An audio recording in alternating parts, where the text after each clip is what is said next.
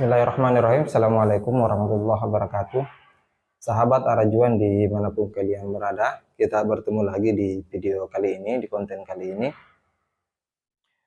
Namun mungkin saya akan membahas hal lain selain membahas soal LDII. Kalau di beberapa video sebelumnya saya banyak membahas soal LDII, mungkin untuk kali ini saya ingin mengangkat sebuah pembahasan atau mungkin semacam diskusi baru untuk kita semua, sahabat Arajuang, terkait persoalan polemik habaib nasab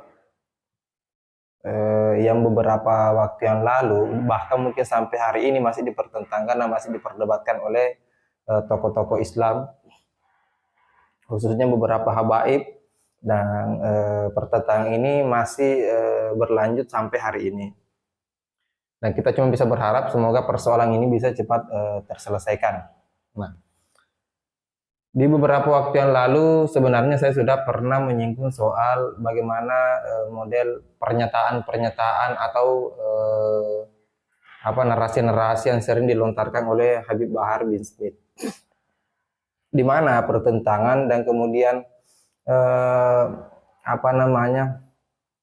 persoalan ini memanas itu karena ada beberapa oknum habaib yang kemudian melontarkan kalimat-kalimat yang tidak tepat, pernyataan-pernyataan yang menyinggung banyak pihak, dan kemudian banyak reaksi, banyak kemudian memunculkan pandangan-pandangan dari beberapa tokoh, dan akhirnya masalah ini membesar.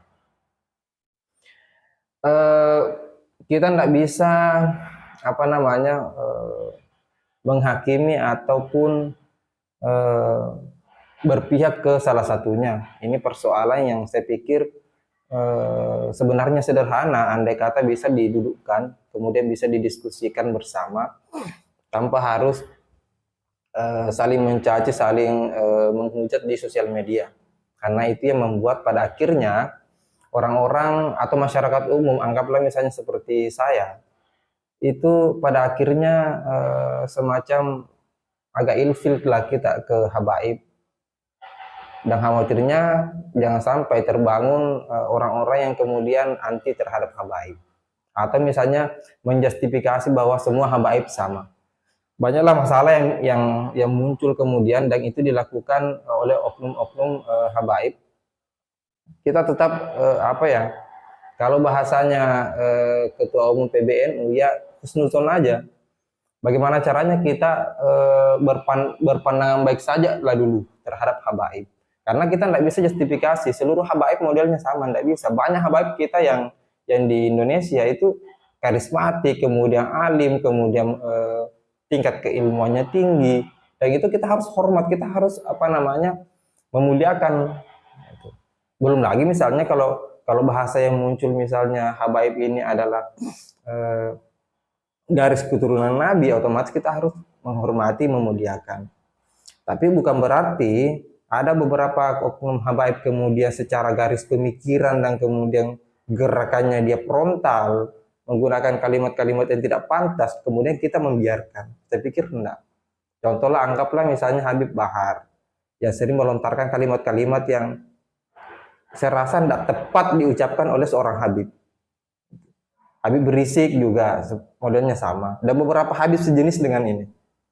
Tapi kalau kita rujukannya kita adalah Habib-habib yang lain, Habib Umar, Habib siapa dan lain sebagainya, mereka adalah orang-orang yang alim yang kemudian kita harus muliakan, teladani, karena memang pembawaannya dia itu tidak frontal, itu tidak rajin marah, tidak suka marah lah istilahnya. Nah, di video kali ini saya ingin menampilkan ke sahabat-sahabat Arajuang tentang pernyataan, dan saya pikir saya agak sepakat dengan apa yang disampaikan oleh Ketua Umum PBNU. Kita putar dulu ya pernyataan beliau. Soal nasab Ba'alwi, saya kira saya sudah sampaikan dengan tandas ya.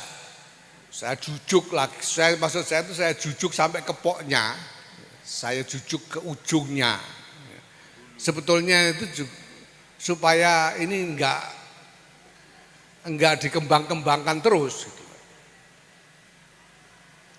Ya itu kan udah banyak lah di YouTube itu. Saya bilang ini soalnya pokoknya nanti ujungnya sudah lihat. Ujungnya itu soal husnuzon. Itu satu.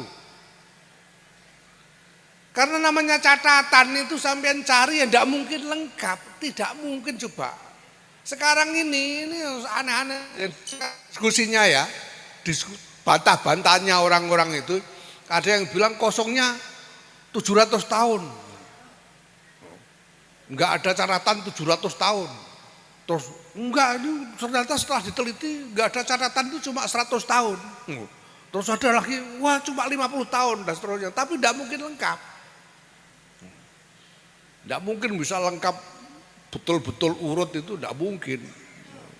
Pencatatan itu membutuhkan tradisi tersendiri. Jadi saya langsung jujuk ke ujungnya itu, satu ujungnya itu husnuzon. Semua ini husnuzon. Kita berhusnuzon saja. Sudah, itu yang pertama.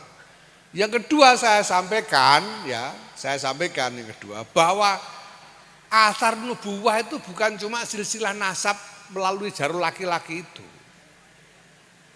Dan sebetulnya silsilah nasab jalur laki-laki itu juga tidak harus jadi pegangan. Wong mansus di Quran wa ma Muhammadun aba ahadin min rijalikum itu sudah jelas.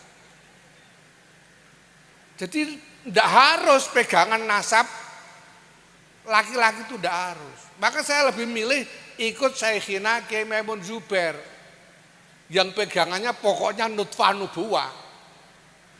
Nah kalau nutfah nubuwah dari laki-laki maupun perempuan martabatnya sama saja.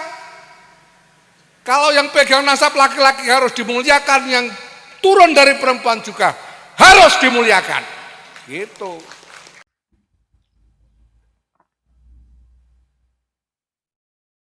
Gimana, sahabat? Sudah mendengarkan sendiri bagaimana pernyataan Ketua Umum PBNU, Kiai Yahya. Saya sepakat dengan pernyataan beliau. Video ini sebenarnya bukan video baru. Cuma saya mempelajari kemudian mengikuti perkembangan dan menemukan kalimat yang disampaikan oleh Ketua Umum PBNU menyikapi soal pertentangan nasab Ba'alawi. Banyaklah spekulasi, banyak kemudian muncul pandangan-pandangan sampai ada yang melakukan penelitian, kemudian tes DNA dan lain sebagainya. Saya pikir begini, ini pandangan seorang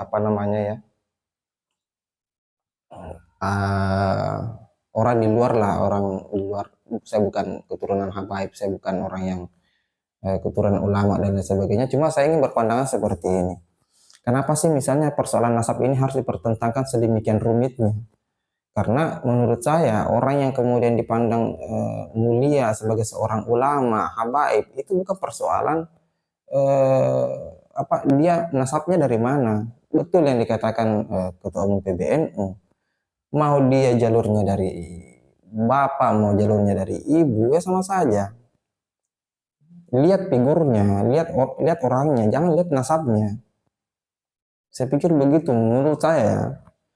Karena masyarakat juga cerdas, maksud saya umat ini cerdas. Melihat figur misalnya sejenis oknum habaib misalnya seperti Habib Bahar bin Smith ini yang kemudian terbiasa melontarkan kalimat-kalimat yang kotor, kalimat-kalimat yang keras, orang tidak simpati dengan modelan Habib seperti ini. Jadi kita tidak rujukannya kita bukan persoalan dia nasabnya dari mana, tapi bagaimana kemudian tokoh ini berbuat dan kemudian bagaimana tokoh ini berperilaku, itu yang kemudian dinilai sama masyarakat. Saya pikir begitu, singkatnya begitu. Dan betul menurut Ketua Umum PBNU, yang persoalan seperti ini sebenarnya nggak usah dipertentangkan, karena sejak awal semuanya baik-baik saja. Ini kan persoalan ini kan muncul dan kemudian diributi oleh banyak pihak itu karena ada oknum-oknum tertentu yang kemudian mengambil peran mengambil panggung dari konflik ini dan kemudian menyampaikan narasi-narasi yang provokatif. Pada akhirnya persoalan ini melebar kemana-mana, melibatkan banyak pihak, bahkan Hadratus Syekh diseret-seret, kemudian Aba Guru Sekumpul misalnya, Wali Songo diseret-seret. Nah, saya pikir itu bukan sesuatu yang menarik untuk kita perdebatkan. Justru kita harus dudukkan itu karena saya pikir banyak hal yang harus diperbaiki di negara ini di luar persoalan nasab. Kalau para habaibnya kita, tokoh-tokoh Islamnya kita sibuk memperdebatkan soal nasab dan garis kemuliaannya mereka, ya umat yang ngurus siapa gitu. Kalau para habaibnya, kalau para pembesar-pembesar agama ini, agama Islam ini sibuk untuk memperdebatkan nasabnya saja, tanpa memikirkan banyak hal yang terjadi di akar rumput para umat misalnya mau diurusi dan lain sebagainya. Saya pikir itu yang harus kita urusi. Ya anggaplah misalnya persoalan LDII. Ini LDII persoalan yang serius. Harusnya habaib, kemudian para tokoh-tokoh Islam yang lain angkat bicara soal ini. Mengurusi soal ini. Umat harus diselamatkan. Umat harus disadarkan persoalan itu. Jangan persoalan perdebatan nasab saja yang kita urus. Tidak menarik dan kemudian tidak menghasilkan apa-apa juga. Terus kalau misalnya nasab dari bapak yang mulia terus yang dari ibu tidak mulia, terus untuk apa? Mau diapakan? Kebaikannya untuk umat apa? Kalau misalnya salah satunya yang mulia, yang satunya tidak mulia. Saya sepakat pernyataan Ketua Umum PBNU yang mengatakan kalau yang nasabnya ketemu di bapak, yang nasabnya ketemu di ibu, ya dua-duanya harus dimuliakan. Lihat lagi kemudian dengan figurnya siapa.